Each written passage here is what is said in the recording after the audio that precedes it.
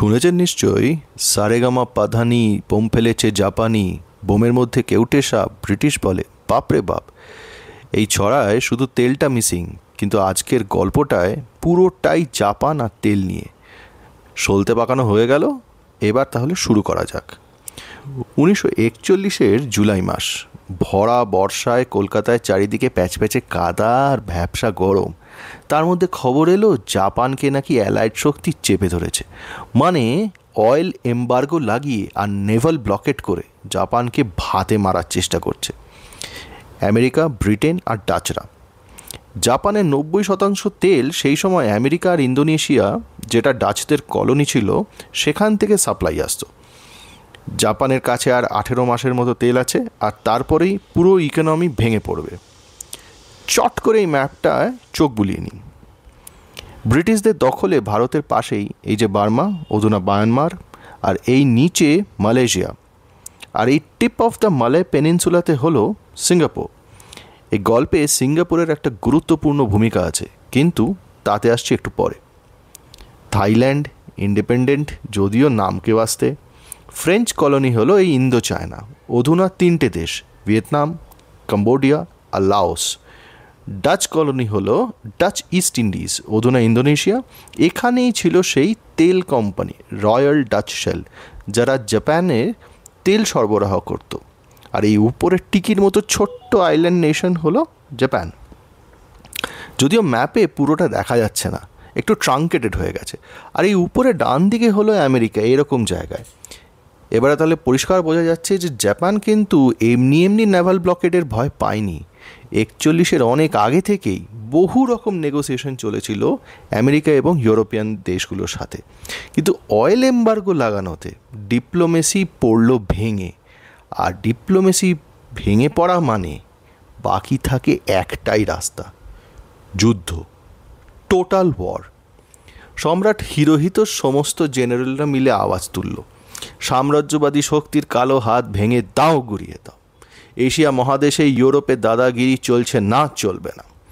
কলকাতার রাস্তায় শুনতে পাওয়া ফাঁকা আওয়াজ নয় দাদা, বিশ্বাস করুন, আগামী 6 মাসের মধ্যে জাপান পুরো সাউথ ইস্ট এশিয়া দখল করে নিল। 41 ডিসেম্বর মাসের শুরু, একদিকে আমেরিকার পার্ল হারবার আর অন্যদিকে ব্রিটিশদের হংকং, একই দিনে অ্যাটাক করে। তারপর একে একে French Indo China, Malay, Singapore, Dutch east Indies, Philippines, Thailand, Burma সমস্ত গেল। শুধু সিঙ্গাপুরে 80,000 ব্রিটিশ সৈন্য সারেন্ডার করলো। This was the biggest British surrender in history. এই সময় দেশে পলিটিশিয়ানদের অবস্থা কীরকম? সম্পূর্ণ দিশেহারা। কংগ্রেস বুঝতেই পারছে না যে জাপানিজ হেজেমনি থেকে রক্ষা পেতে ব্রিটিশদের সাপোর্ট করবে, নাকি জেলে বসে চরখা কেটে উত্তরীয় বানিয়ে জাপানিদের গলায় পড়াবে। ফজলুল হক বেঙ্গল প্রভিন্সিয়াল গভর্নমেন্ট চালাচ্ছেন, তার ফাইন্যান্স মিনিস্টার পদ থেকে শ্যামাপ্রসাদ মুখার্জি গভর্নরকে গিয়ে তার রেজিগনেশন দিয়ে দিলেন। বললেন যে আশা করব বার্মায় যেরকম জাপানি অ্যাটাক সামলাতে না পেরে ব্রিটিশরা পালিয়ে ভারতে চলে এসেছে, সেরকমভাবে বেঙ্গলে অ্যাটাক হলে আপনারা অন্তত পালিয়ে যাবেন না। এদিকে father of the Indian communism M N. Roy কলকাতায় বসে সাবধান করছেন যে খুব শিগগিরই জাপানিজ ফ্যাসিস্ট শক্তি বাংলার দখল নিয়ে নিতে পারে। ইতিমধ্যে ব্রিটিশ গুপ্তচর রিপোর্ট করলো যে মুসলিম লীগের ওয়ার্কিং কমিটিতে জাপানিদের নিয়ে প্রচুর আলোচনা হয়েছে, এবং জিন্না স্বয়ং বলেছেন যে আপনারা এবার তৈরি হন, জাপানিজ আক্রমণ হলেই আমরা হিন্দুদের সাথে লড়াই শুরু করব। এই ডামাডোলের মধ্যে জাপানিজ বম্বিং হলো শহর কলকাতায়, খিদিরপুর ডক অঞ্চলে এবং কলকাতার কিছু পার্শ্ববর্তী শিল্পাঞ্চল। তার মধ্যে উল্লেখযোগ্য হলো সাহাগঞ্জের ডানলপ কারখানা। ইউজিন ফ্রেজার তার বই আ হোম বাই দ্য হুগলিতে লিখেছেন, পরের দিন কলকাতায় বোমাবর্ষণের ফলে কী ধরনের ক্ষয়ক্ষতি হয়েছে তা দেখতে আমরা রওনা হলাম। পথে আমরা যা দেখলাম তা ছিল এক অবিশ্বাস্য দৃশ্য।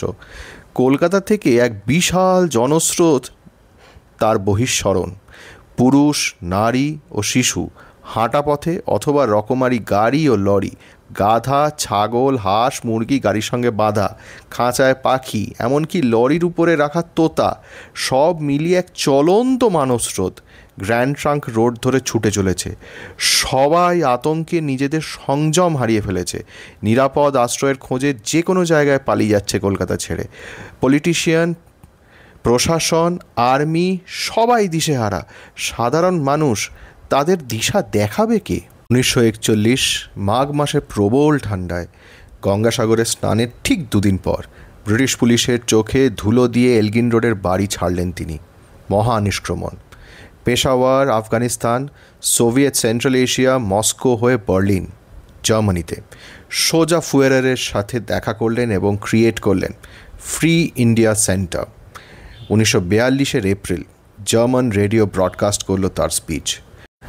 এতদিনকার দাবি দাওয়া, স্যার এই অ্যামেন্ডমেন্টটা পাশ করে দিন, ওই পিটিশনটা ক্লিয়ার করে দিন, সেই রিফর্মটা একটু সাইন করে দিন, এসব পুরো সাইড হয়ে গেল। প্রথমবার ওপেনলি ব্রিটিশদের এগেনস্টে কেউ হুঙ্কার দিল, টোটাল ওয়ার। তিনি এবার ইন্ডিয়ান লিজিয়ন ক্রিয়েট করলেন। নর্থ আফ্রিকাতে ব্রিটিশ আর্মির ইন্ডিয়ান সোলজার যারা আত্মসমর্পণ করেছে, মানে প্রিজনার্স অফ ওয়ার, POW, তাদের নিয়ে। কিছুদিনের মধ্যেই তিনি বুঝলেন ইউরোপ থিয়েটারে থাকলে হবে না, এশিয়ান থিয়েটারে আসতে হবে। এদিকে জাপান যতই মিলিটারি সাকসেস পেয়ে থাকুক আর প্রপাগান্ডায় প্যান এশিয়ানিজম নিয়ে বুলি কপচাক, জাপানের কোনো লেজিটিমেসিই নেই। আর ব্রিটিশ ক্রাউন জুয়েল ভারত, তাকে যদি অ্যাটাক করতে হয় তাহলে ভারতের এইসব মিনমিন করা সন্টুমনা পলিটিশিয়ানদের দিয়ে হবে না। সমুদ্র হিমাচল শুধু একটাই লোক আছে যে সেই লেজিটিমেসিটা আনতে পারে। অতএব চললেন তিনি টোকিও। অতঃপর 1943 সেই সিঙ্গাপুরে রাসবিহারী বসুর থেকে INA চার্জ হাতে নিলেন। সেই 80,000 প্রিজনার অফ ওয়ার মনে আছে তো? তার মধ্যে বহু যোগ দিলেন INA-তে। চার্জ হাতে নিয়েই তিনি সেট আপ করলেন provisional government of free India, Azad Hind, এবং তিনি হলেন তার হেড অফ স্টেট বা প্রেসিডেন্ট। সরকার গঠন করে তার সেই বিখ্যাত উক্তি, give me blood and I will give you freedom, এই প্রথম ব্রিটিশ সাম্রাজ্যের ভিত গেল টোলে। সাম্রাজ্যের সূর্য কি তবে অস্তাচলে? প্রমাদ গুনল ব্রিটিশরা। 1 মাসের মধ্যে দাবার ছকে পড়ল নতুন চাল।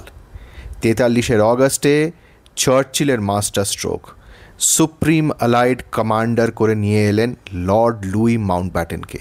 কি নামটা চেনা চেনা ঠেকছে নাকি? এরপর কি করলেন আমাদের দেশের প্রথম প্রেসিডেন্ট, আর কি হলো সেই বার্মা যুদ্ধের? মাউন্টব্যাটেন কি পারলেন যুদ্ধের মোড় ঘোরাতে? Subscribe and stay tuned for the next part.